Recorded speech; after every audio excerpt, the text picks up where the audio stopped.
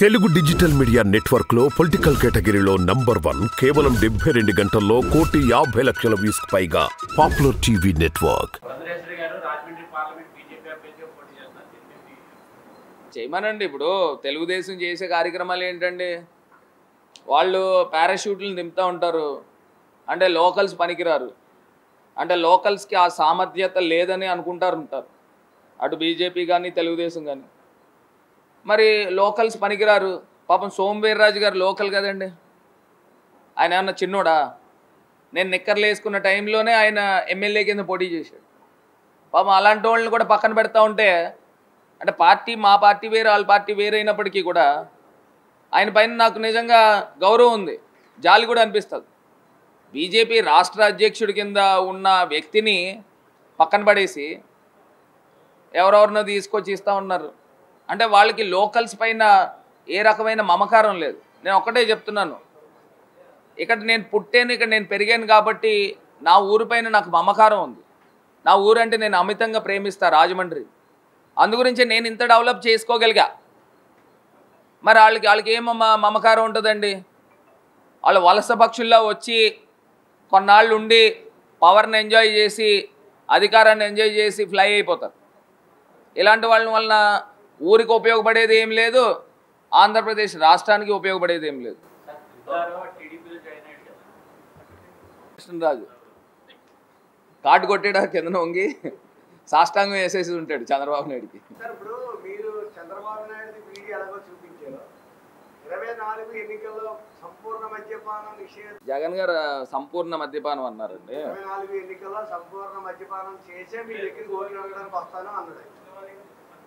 ఇప్పుడు ఇవాళ మేము చెప్పిన అంశము దశల వారీగా మద్యపాన నియంత్రణ చేసుకుంటూ వెళ్తామని చెప్పాము. ఇప్పుడు మద్యపాన నియంత్రణ చేసుకుంటూనే ఇవన్నీ కూడా తగ్గించుకుంటూ వెళ్తూ ఉన్నాం. ఇప్పుడు ఒక్కటి ఆంధ్రప్రదేశ్ ప్రజలు కూడా గమనిస్తూ ఉన్నారు అన్నీ కూడా. ఇప్పుడు ఆంధ్రప్రదేశ్ స్టేట్కి మ్యాక్సిమం రెవెన్యూ సోర్సెస్ ఎక్కడి నుంచి, ఆంధ్రప్రదేశ్ అనే కాదు దేశానికి కానీ లేకపోతే ఏ రాష్ట్రానికైనా కానీ మ్యాక్సిమం రెవెన్యూ సోర్సెస్ ఎక్కడి నుంచి వస్తూ ఉంటాయో ఆ రెవెన్యూ సోర్సెస్ తెచ్చుకుంటూనే ఈ రకమైన మీరు చెప్పిన ఎక్సైజ్కి సంబంధించి మద్యపాన నియంత్రణ చేసుకుంటూనే వెళ్తున్నాం. ఒక అంశం అండి, ఇప్పుడు మేము మేనిఫెస్టోలో పెట్టాము. మేనిఫెస్టోలో మీరు క్లియర్గా చూడండి, ఏమైతే మేము మేనిఫెస్టోలో పెట్టామో అది మేము తూచా తప్పకుండా పాటిస్తాం. మేనిఫెస్టోలో ఉందా? నవరత్నాల్లో ఉందా? నవరత్నాల్లో ఉందా? అంటే 3 ఏళ్ళు కరోనాతో పోయింది కదండి, ఆ 3 ఏళ్ళు ఉండుంటే చేస్తుండే వాళ్ళం. కానీ కంగారు పడకండి, చేస్తాం. ఏమంటే ఒక్కటి మంచి క్వశ్చన్ అండి. పాపం ఎంత అన్యాయమో చూడండి.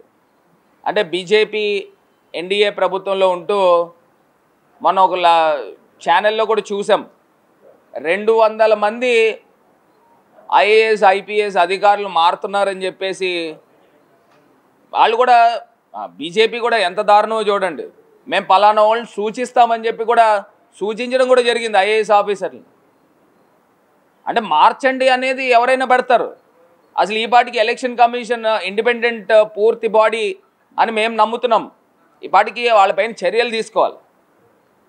ఎందుకంటే election commission is an independent body. వాళ్ళు మార్చండి అని కంప్లైంట్ చేయొచ్చు, వాళ్ళని తీసేసి పలానా వాడిని వెయ్యండి అని ఏ రకంగా చెప్తారండి? అంటే డీజీపీని తీసేసి పలానా డీజీపీని వెయ్యండి, లేకపోతే ఇంటెలిజెన్స్ డీజీని తీసేసి పలానా ఇంటెలిజెన్స్ డీజీని వెయ్యండి అని వీళ్ళు ఎలా సూచిస్తారని అడుగుతా ఉన్నా. మీరు కంప్లైంట్ చేయడం వరకు ఏ రాజకీయ పార్టీకైనా ఉంటుంది, అంతేగాని మీరు ఒక ఇండిపెండెంట్ బాడీ దట్టు ఎలక్షన్ కమిషన్ని మీరు ఏ రకంగా ఫోర్స్ చేస్తారని అడుగుతున్నా, ఏ రకంగా సజెస్ట్ చేస్తారని అడుగుతా ఉన్నా. దీనిపైన తక్షణమే ఎలక్షన్ కమిషన్ కూడా చర్యలు తీసుకోవాలి ఆ సగటు రాజకీయ పార్టీ పైన కూడా ఈ సందర్భంగా డిమాండ్ చేస్తాం.